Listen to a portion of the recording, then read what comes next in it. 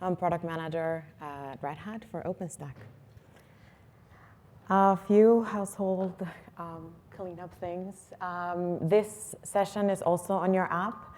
You can watch it later. And today we're going to talk about a brief introduction, not just to get to know each other, but just to see where we are as a community today in Sydney, and how does the OpenStack release, and how does Red Hat OpenStack releases OpenStack as the supported version, and some considerations around building a strategy.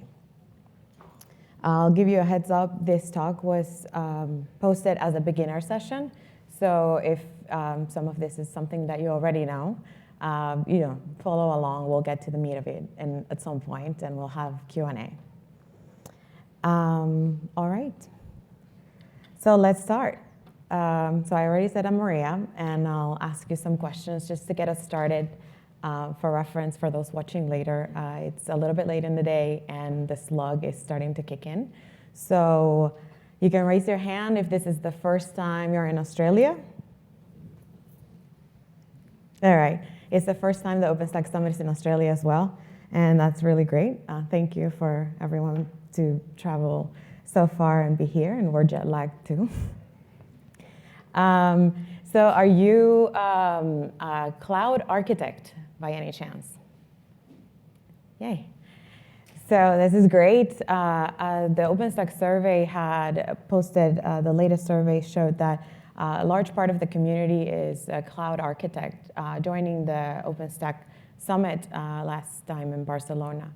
And this is really important because it looks like we're all looking at strategies, how to adopt and upgrade and maintain and support OpenStack.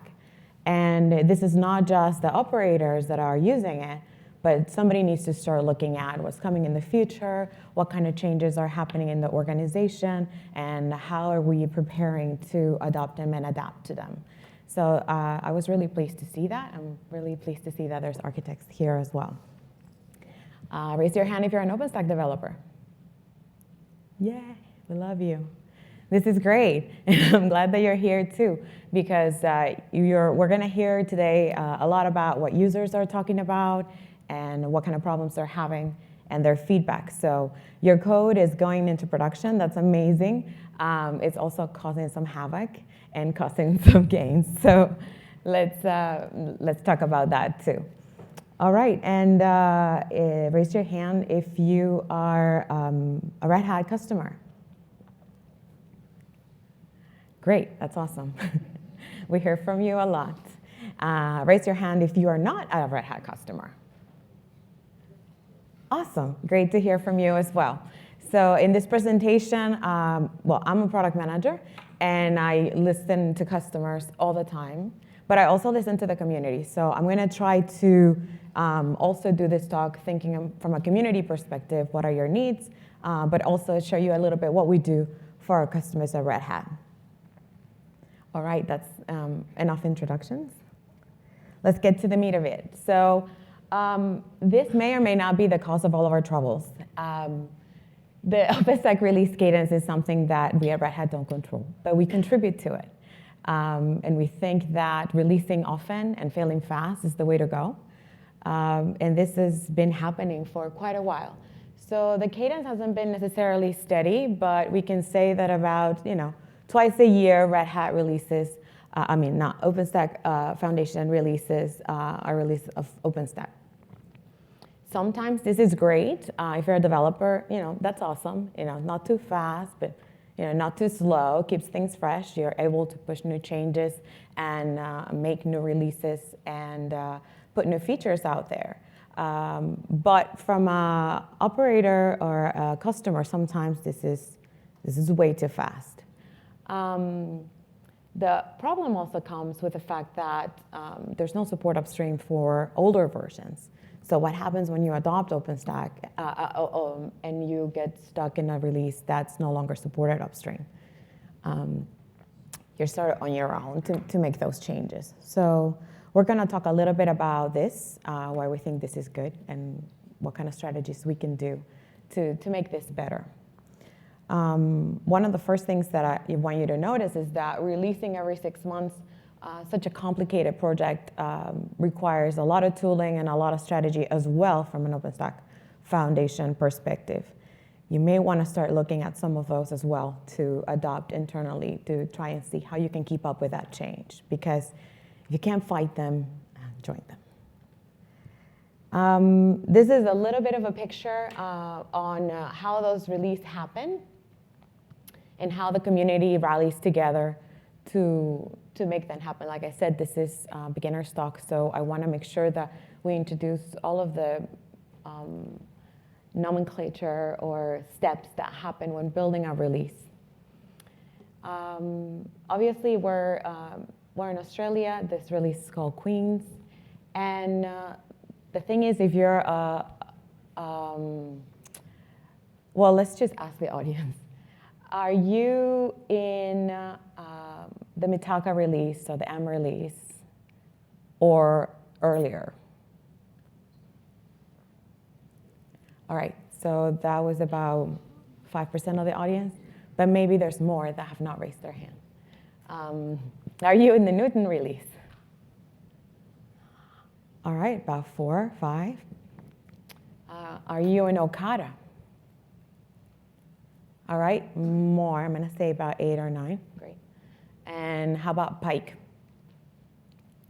1. All right, this is great.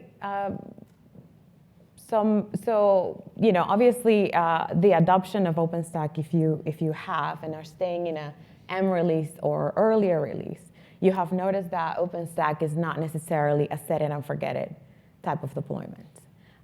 Because OpenStack keeps pushing new changes and you want to move and adopt, you know, what's out there and the latest to come.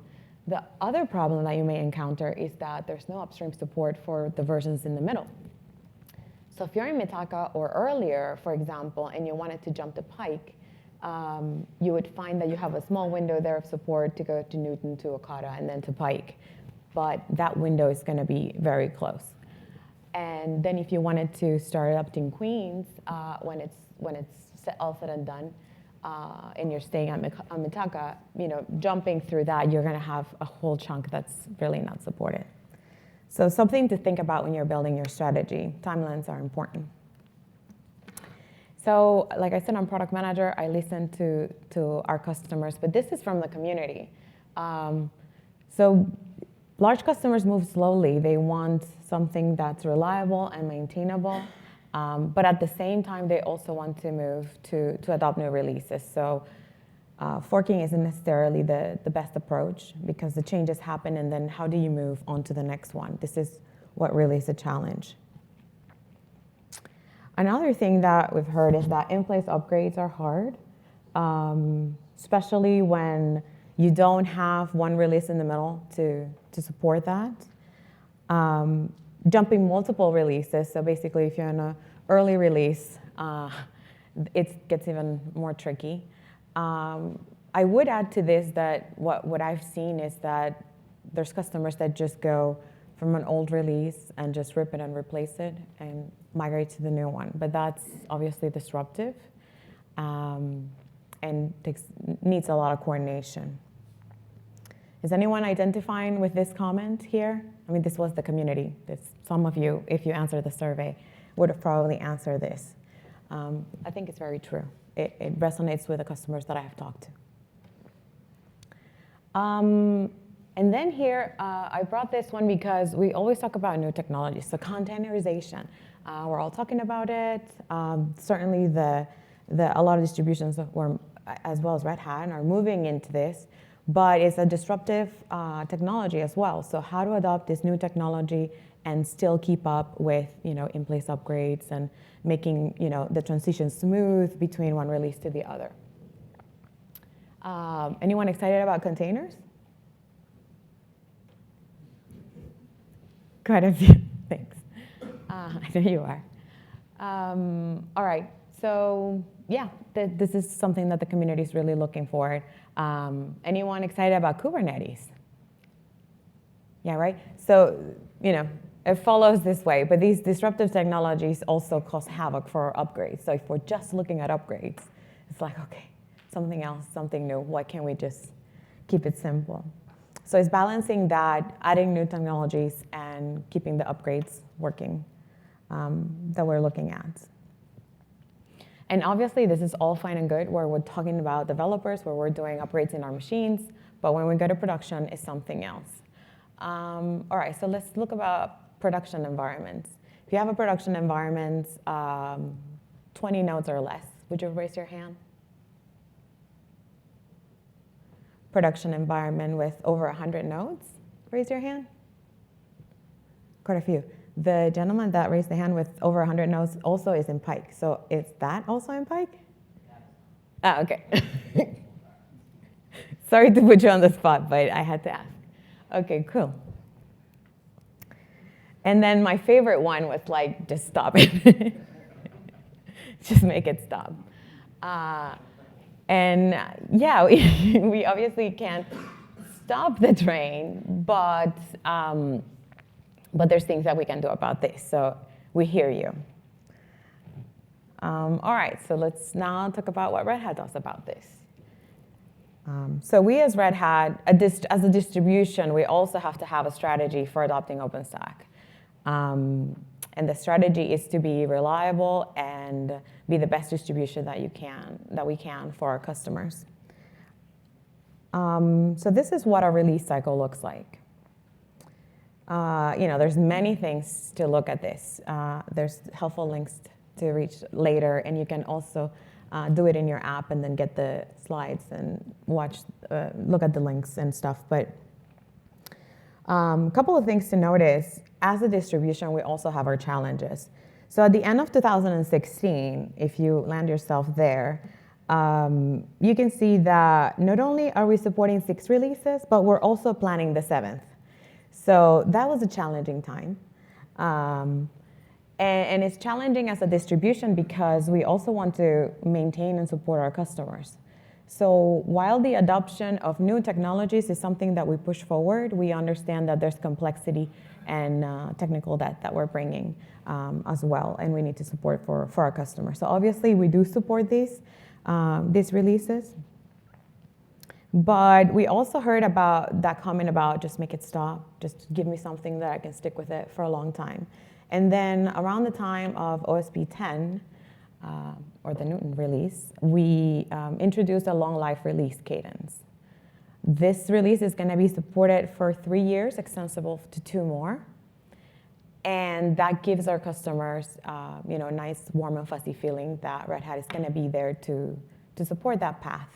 Releases 11 and 12 will be a short life release, only supported for 1 year. And then our 13, which equates to Queens, will be also 5 years, meaning 3 years, extensible to 2 more. And what we're trying to do is be the best infrastructure that you have for your, the best distribution for your infrastructure. And what else am I looking at here is that upgrading so far for us has been an in-place N+1 approach, meaning you're jumping one release to the other, to the other, to the other.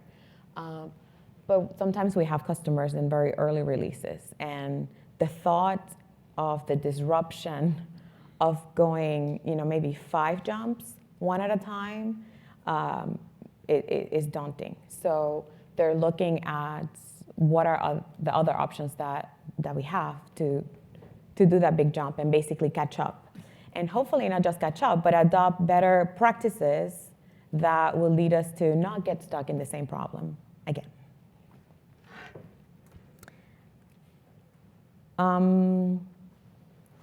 So the way that we do this internally to adopt OpenStack is we've created a bunch of testing and basically a robust production chain that allows us to support multiple releases for our customers and support that downstream when there's no more support upstream. However, we always contribute upstream, and we work there whenever there's a release to be able to support or contribute to. And we align with community releases, meaning we don't skip a release. We support, and we release a Red Hat OpenStack release corresponding to every upstream release. We don't skip them.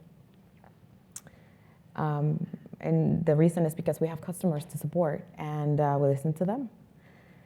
Also introducing the long life approach was something that we did listening to customers. And we introduced new technologies in a way that is as non-disruptive as possible. So meaning, even though we've been talking about containers and Kubernetes since maybe the Paris release, the Paris OpenStack Summit, we actually planning on introducing it after our 13 release. And that is because the disruption, making sure that we're still supporting all of your use cases, and making sure that we grow with you, and we bring you along the way. And not just you, our customers, but also our partners. We understand that it's a full ecosystem that's in your data center that also needs to come and be supported by the Red Hat OpenStack distribution. So we're also bringing partners along the way. And we do that through an OpenStack Lifecycle Manager, which is Director, and it's an upstream project called Triple O. All right. So while I'm not going to build your strategy, these are some of the paths that you can take. So I'm going to give you options and non-options. From an OpenStack operations perspective, don't even think about an upgrade approach, but just know that whatever release of OpenStack you are on is changing, has bug fixes, security patches. The underlying operating system is important, and that changes as well. Keeping up with that is important. And that might even be more disruptive than your upgrade itself. So keeping up with that is something that you need to think about, regardless of your upgrade approach. You need to make sure that your existing OpenStack release is up to date, and getting more familiar and comfortable with updating to the latest .z release is something that you need to do. Is this happening? Are you updating your OpenStack release to the latest and greatest possible? Even if not in Red Hat distribution? Because I know my customers are, but yeah. Getting familiar with this disruption is very important. As a distribution, we know what our code does, but we don't know exactly all the variants that happen in your data center. So making sure that the operations team is very aware and familiar to doing this type of operations is important. Also, you have an approach of doing things in place, and that is to upgrade N to N+1, which we have talked about. But there's also the fast forward upgrades. Some talk about this started happening at the PTG in Denver? Yep. And maybe a little bit even before that. But there's really having a community aligned towards a fast forward upgrade is something that we're really pushing forward, because downstream we're certainly aligning to a specific use case, which is taking our customers from 10 to 13. So we're very interested in supporting that N+3 approach. This is something that, given the cadence that we're explaining, some of the comments that I mentioned at the beginning, our customers want to be able to stay in our release and stay there for a long time and then move on to the next long life. We really need to solve this problem, and our goal is to push this approach for 13. So when our customers are going from our 10 release to the 13, they can go from a long life to a long life. And then the other upgrade approach shouldn't be anything new to you, because it's probably what everybody else is doing. Everybody that's a DIY OpenStack, get their code from source, is familiar with basically standing up a separate cloud next to the existing one and started to migrate over. And basically eating up a different kind of outage, maybe not a control plane outage because you have a new control plane, but certainly workload outage while you're backing up and redeploying. So all of these are approaches, but the non-approach and the non-option is set it and forget it. The longer that you set it and forget it, the OpenStack train is not stopping anytime soon. So you're going to be further and further away from where you want to be. So regardless of what you do in terms of OpenStack adoption, you have to keep a fast adoption mindset. So you can adopt a long life release from Red Hat or from any other distribution, or you can do it yourself and start maintaining that fork forever and ever. But just know that that's just going to lead you to a path of despair. You need to start adopting a framework that allows you to adopt fast. Even if you don't do it in production, you need to be comfortable with bringing in these fast changes. So something that nobody likes is test automation. They don't like to put the work on it until they actually go do it and they think, oh, this is actually really good. So I'm going to say that again, automation. And from any distribution that you use or from Red Hat, ask for early releases. This is something that you can do, test ahead of time. It may reduce the risk or at least the unknown of adopting a new release for you. Continuous integration, failing fast, this are things that we know. It'll be great if you can control all the applications that live in your cloud and they were all cloud native so they can take the hit. I know that's not always the case, but also extending that mindset to the rest of the organization to start thinking about the infrastructure where these applications live, that's important. And then another kind of approach is continue to test it, but scale out and deploy some sample applications that you're kind of iffy whether or not they're going to work, and try to upgrade those first. And if that works, then just run with a whole upgrade. Test those use cases continuously. And again, keep that fast adoption mindset. And then I'm going to talk about another approach that we do with partners, because as a distribution, we have this challenge, but our partners also have the same challenge with their end customers, which are also our end customers. So adopting OpenStack fast is a problem for them as well. So we came up with this joint OpenStack development approach. This is basically being a third party or a voting and gating to our OpenStack release. And we're calling it distributed continuous integration. This is something that we do with partners. It's a CI approach. We call it distributed because we distribute the code amongst our partners. We only have one cut of the code. We don't customize the code for partners or customers ever. So we're building a product. But being able to do that is great, but we don't have the ability to replicate everyone's use case. I mean, as big as our test environment is, we just can't have that same use case for everybody. So we don't. And we need our partners to also kind of come up to the table and bring their own environment and have that environment be a voting voice and gate to our distribution. That way, when, as a product manager or in the program in OpenStack, Red Hat OpenStack, we say we're ready for a GA, we can confidently say that it works on our machine, but it also works with our partners. So it's a different level of confidence that we have when we go to market with a release. This is some of the strategies that we have adopted internally to make sure that we can just have this fast adoption mindset when looking at OpenStack. Also, it shortens the times of certification because our partners can certify with us faster if they're getting quicker releases of OpenStack. Simplifies the upgrade. We also test upgrades in a CI way in place in our partner sites. Want to continue to do that and do that with our customers. That doesn't mean that this is the way that we distribute OpenStack. This is not the OpenStack that you're going to use and put in production. This is the way that we are working together as a joint development team. By the way, there's no charge yet for DCI, so just saying. Also provides automated feedback to Red Hat. It really is extending our footprint into include our partners and customers' use cases. But not only that, because we're sending the same tests that we do in-house into our partners' environments and our customers' environments, we also know how to act and react to that feedback. So basically, the logs look familiar to us, and we know how to fix them. Or maybe we don't know how to fix them, but then we know that we need to do that.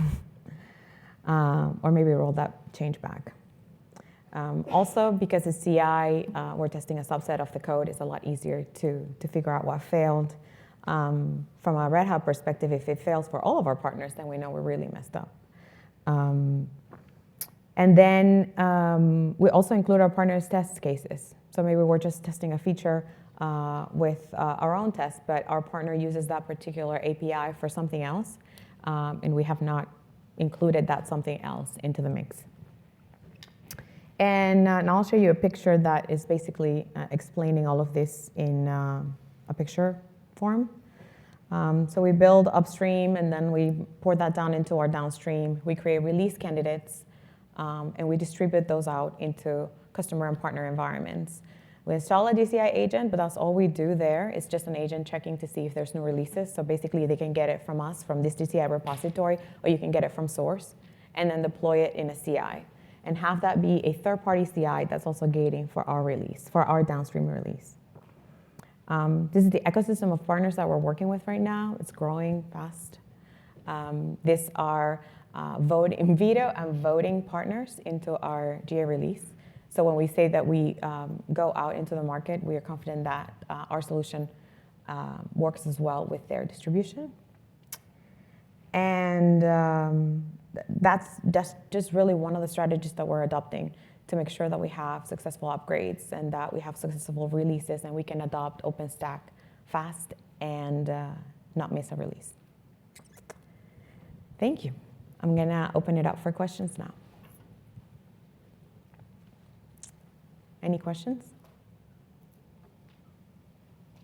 Yes.